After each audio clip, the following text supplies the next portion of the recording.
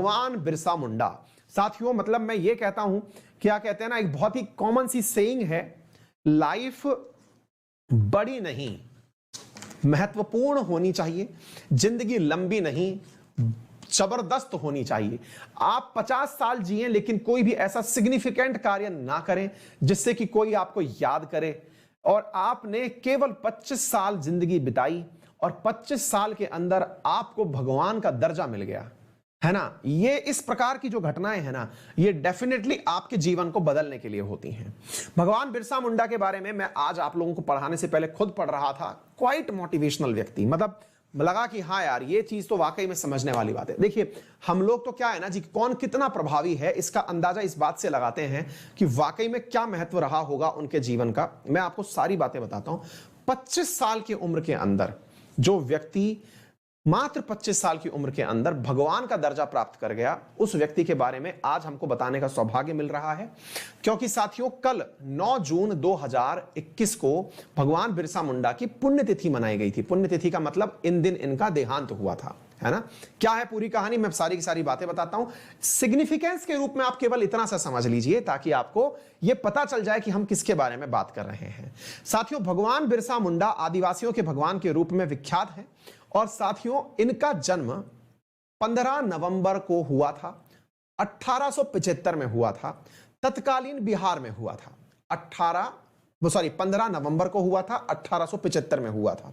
इस 15 नवंबर को पकड़ के चलिएगा साथियों, क्योंकि यही वो 15 नवंबर था जिसके चलते झारखंड राज्य को 15 नवंबर को ही, क्योंकि जिसके चलते झारखंड राज्य को 15 नवंबर को ही स्टेटहुड दिया गया, राज्य का दर्जा दिया गया। फिर से समझिएगा, चीजें रिलेट करिएगा। 15 नवंबर यूं ही नहीं है। 15 नवंबर इसलिए महत्वपूर्ण है क्योंकि भगवान बिरसा मुंडा का जब जन्म हुआ था, एक राज्य ने उनके लिए, यानी कि अपने मन में उनके लिए जो श्रद्धा भाव था, अपने स्टेटहुड दिवस को उसी दिन मनाना शुरू किया कि हम इस दिन मनाएंगे जिस दिन इनका जन्म हुआ था। फिर आप पूछेंगे झारखंड से ऐसा क्या है, क्योंकि साथियों जब बिहार और झारखंड एक हुआ करते थे, उस समय पर जब झारखंड की भूमि जो आज है, उसी क्षेत्र में मुंडा संप्रदाय के अंदर भगवान बिरसा मुंडा का जन्म हुआ था। 1875 की उम्र में ये जो व्यक्ति पैदा हुए थे साथियों, इनका सिग्निफिकेंस इस बात से भी अंदाजा लगा सकते हो, ये जिंदगी तो 15-25 साल की ही बिताए, लेकिन आज इनके नाम पर जितने भी ऐतिहासिक इमारतें हैं, आप झारखंड जाएंगे तो रांची के एयरपोर्ट का नाम बिरसा मुंडा इंटरनेशनल एयरपोर्ट है। आप अगर पार्लियामेंट में जाएंगे तो पार्लियामेंट में बिरसा मुंडा की पार्लियामेंट के हाउस में फोटो लगी हुई है। ये इकलौते ऐसे स्वतंत्रता सेनानी हैं, पुराने स्वतंत्रता सेनानी हैं, जिनकी तस्वीर सेंट्रल कैबिनेट उसके अंदर लगी है, सेंट्रल असेंबली के अंदर लगी हुई है, संसद के अंदर लगी हुई है। बहुत बड़ा सिग्निफिकेंस है। आइए एक एक करके सारी बातें बताते हैं। और सबसे बड़ी बात, 25 साल की उम्र में जिन्हें भगवान का दर्जा मिला, वो भगवान का दर्जा उन्हें कैसे मिला, इसके बारे में मैं अब आपको विस्तार पूर्वक बताता हूं। तो हाल ही में साथियों 9 जून को इनकी पुण्यतिथि मनाई गई। 1875 में इनका जन्म हुआ था और वर्ष 1900 के अंदर अंग्रेजों के द्वारा इन्हें स्लो पॉइजन देकर मार दिया गया था। क्या है पूरी कहानी, आइए जानते हैं। तो मेरे प्यारे साथियों, ये हैं भगवान बिरसा मुंडा। ये वो हैं जिनके नाम से पूरी की पूरी एक प्रकार से समझिए कि लोग कांप जाते थे, अंग्रेज कांप जाते थे। क्या थी पूरी कहानी, आइए मैं आपको विस्तार पूर्वक बताता हूं। साथियों हुआ क्या था कि जब अंग्रेज हुआ करते थे तो अंग्रेजों ने भारत पर राज करने के सारे टैक्टिक्स अपनाए थे। हम लोग जो पहले से ही या तो मुगलों के साथ रह रहे थे, मुगल एम्पायर में जी रहे थे, या फिर किसी राजघराने में थे, वो तो गुलाम आसानी से हो गए। लेकिन आदिवासी कभी भी किसी के गुलाम कभी हुए नहीं थे। अंग्रेजों ने फॉरेस्ट एक्ट पास किया, जिसके तहत अंग्रेजों ने फॉरेस्ट की जमीन को काट करके वहां पर पौधों का विकास करने की शुरुआत करी, वास्तविक मतलब खेती करने के लिए। क्योंकि देखिए अंग्रेजों को उस समय माइनिंग में इतना विश्वास नहीं था। माइनिंग में विश्वास नहीं था से मतलब ये समझिए, उन्हें पता नहीं था कि इंडिया का माइनिंग में कितना फ्यूचर है, अदरवाइज तो वो छोड़ते ही नहीं। वो केवल एग्रीकल्चर के पॉइंट ऑफ व्यू से अपने यहां पर जगहों का दोहन कर रहे थे। तो जिस जगह झारखंड की हम बात कर रहे हैं, झारखंड असल में साथियों पूरी की तरह डेंस फॉरेस्ट का इलाका है। अंग्रेजों ने इस क्षेत्र को काटकर खेती करने का आदेश दिया, जिसका आदिवासियों ने विरोध किया। आदिवासियों ने विरोध किया, लेकिन आदिवासियों के पास नेतृत्व का अभाव था। जब नेतृत्व का अभाव था तो ऐसी स्थिति में उनके विरोध को अंग्रेजों ने कुचल दिया। अंग्रेजों के द्वारा उनके विरोधों को कुचल दिया गया, किसी प्रकार से मतलब उनको सिग्निफिकेंस नहीं मिला। लेकिन 1875 के अंदर पैदा हुए बिरसा मुंडा जब मात्र 20 साल के हुए तो 1895 के अंदर इन्होंने नेतृत्व देने की बात करी। किसको नेतृत्व देने की बात करी? अपने उन सभी संप्रदाय के लोगों को जो कि इस समय फॉरेस्ट एक्ट का विरोध कर रहे थे, और इस कारण से इन्हें वहां के लोगों ने नाम दिया धरती बाबा का। किसका नाम दिया? धरती बाबा का इन्हें नाम दिया साथियों। और धरती बाबा के नाम से ये जो बिरसा मुंडा थे, इन्होंने साथियों अंग्रेजों की इस राजस्व व्यवस्था के खिलाफ लड़ाई करना शुरू किया। अपने साथ में सैनिकों को लेकर के इन्होंने पुलिस थानों पर धावा बोलना शुरू किया। अंग्रेजों को इतना डरा दिया कि जहां जहां पुलिस चौकियां बनी हुई थी वहां आदिवासियों के हमले होने लगे, और इस वजह से पुलिस चौकियों को पीछे हटना पड़ा।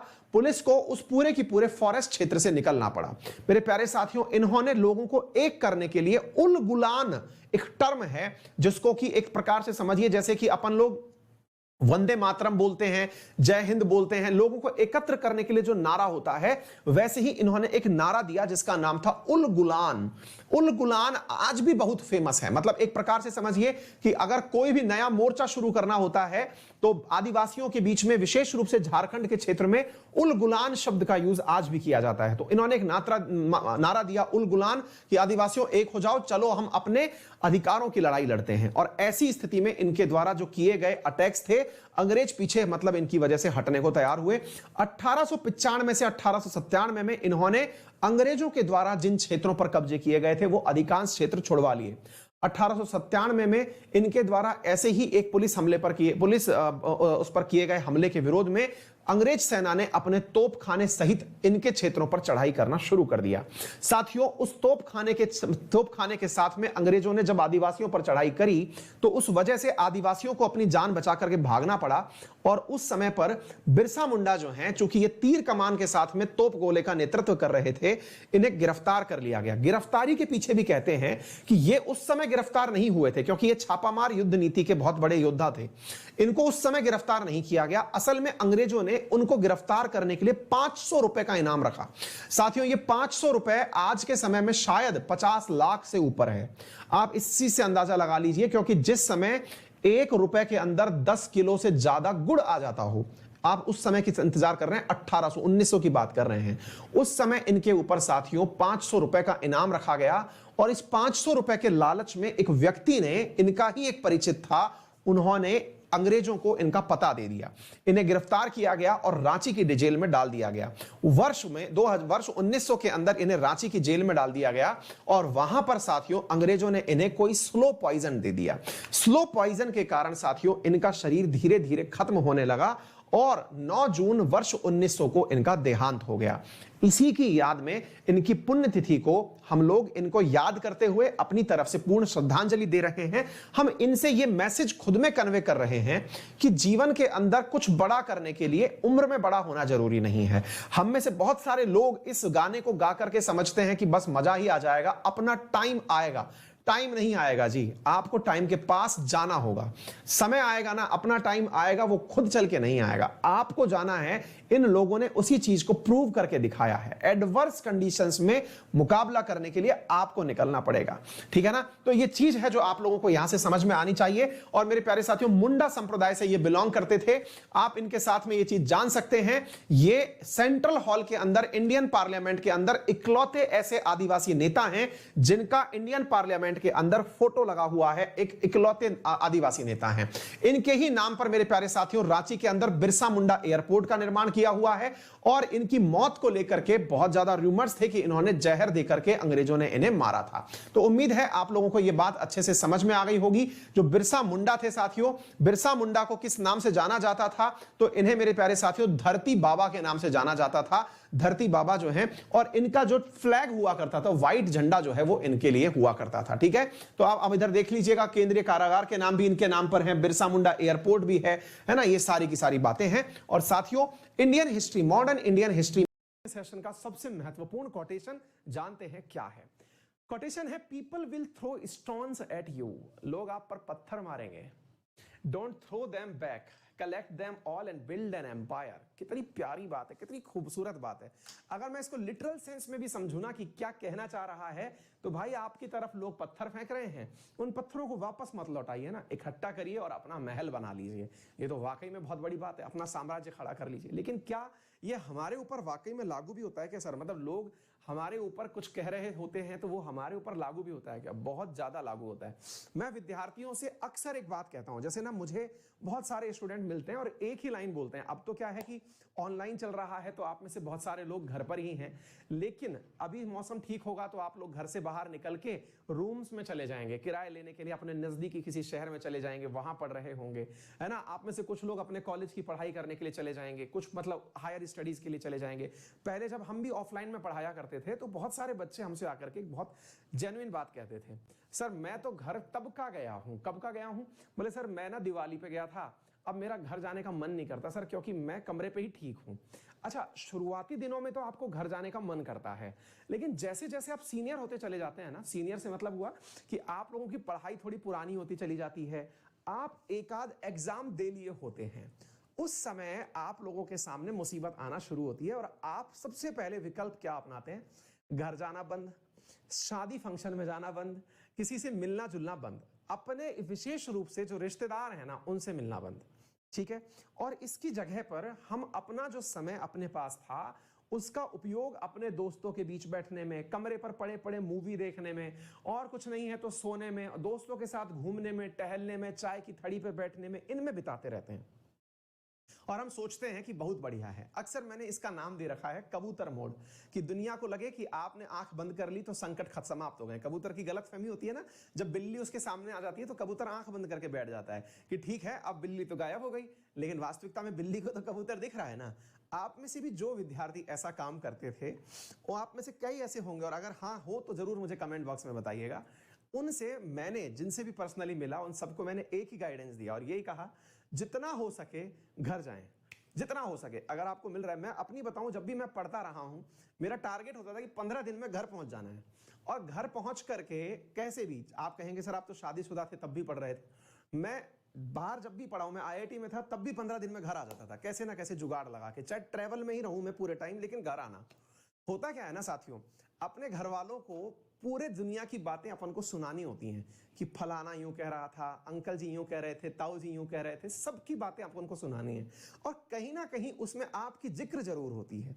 उनमें से कई जिक्र ऐसी होती हैं जो घर वालों के वास्तविकता में डाउट होते हैं, लेकिन किसी और का नाम लेके पूछ लेते हैं कि यार पढ़ लिख लोगे तो कौन सा, कितने रुपए की नौकरी पा जाओगे, क्या कर लोगे, और पढ़ाई करके क्या कर लोगे, ज्यादा अच्छा है कि कोई छोटा एग्जाम दे लो। ऐसा भी अपने साथ होता है। लेकिन पता है आप लोगों को, हम लोग उन बातों को सुन के नर्वस होते हैं, इसलिए हम घर जाने से बचते हैं। साथियों, वास्तविकता यह है कि आप इन बातों को अपने लिए एक कैटलिस्ट के रूप में उपयोग में लाइए, उत्प्रेरक के रूप में। उन बातों को संकलित करिए। कोई बात जो आपको चुभ गई है ना, उस चुभी हुई बात का तो मतलब बिल्कुल वैसे उपयोग करिए जैसे कि हस्बैंड वाइफ की लड़ाई में वाइफ कुछ लड़ाई के मुद्दे संरक्षित रूप से रखती है कि इसे आज नहीं परसों यूज करेंगे क्योंकि परसों शांति रहेगी। अनुभव से बता रहे हैं। ऐसे ही आप भी यूज करिए उसे। कैसे? कोई बात आपको लगी कि हाँ यार ये तो बहुत ही जलील कर दिया है, मतलब फुल बेइज्जती हो गई है, और भाई को चाहिए फुल इज्जत, तो ऐसे जो मुद्दे हैं ना आपके, उन्हें अपनी नोटबुक में बढ़िया सजा सजा के लिखिए। किसी ने आपकी काबिलियत पर संदेह किया, लिखिए कि हाँ भाई ये कोटेशन इन भाई साहब ने हमें दी थी कि इनसे कुछ ना हो पाएगा, देखते हैं ये सही या हम सही। फिर कोशिश करिए। देखिए आपको किसी से मोटिवेशन की जरूरत नहीं है। हमें लगता है कि दुनिया की कई हुई बातें सकारात्मक रूप से अगर ले ली जाए ना, तो आदमी एकदम बिल्कुल फ्रंटियर मेल होकर हुसैन बोल्ट हो जाएगा, है ना। और आप यकीन मानिए आपके लाइफ में भी ऐसे बहुत सारे एपिसोड हुए होंगे। मेरे कहने से ही सही, उन लोगों के बीच जाइए जिनकी क्रिटिसिज्म से आप डरते हैं, बैठिए और अपने आप को बोल के प्रूव मत करिए, उनको डिफेंड मत करिए कि आप क्या कर रहे हैं, क्या कर सकते हैं, कतई नहीं। सुनिए, केवल वन साइडेड सुनिए और सोचिए कि ये सही है या मैं सही हूं। अगर मैं सही हूं तो प्रूव करके रहूंगा। और यकीन मानना, आपकी जो रफ्तार है, समय बर्बादी तो छोड़िए, आप एकदम भगे आएंगे। आप ट्रेन में पढ़ते हुए आएंगे और पढ़ते हुए जाएंगे, गारंटी मान लीजिएगा। इतना तरीके से काम करता है। तो आइए इसी नोट के साथ सेशन की शुरुआत करते हैं। मेरे साथ में है बलराम सुपिया, कविता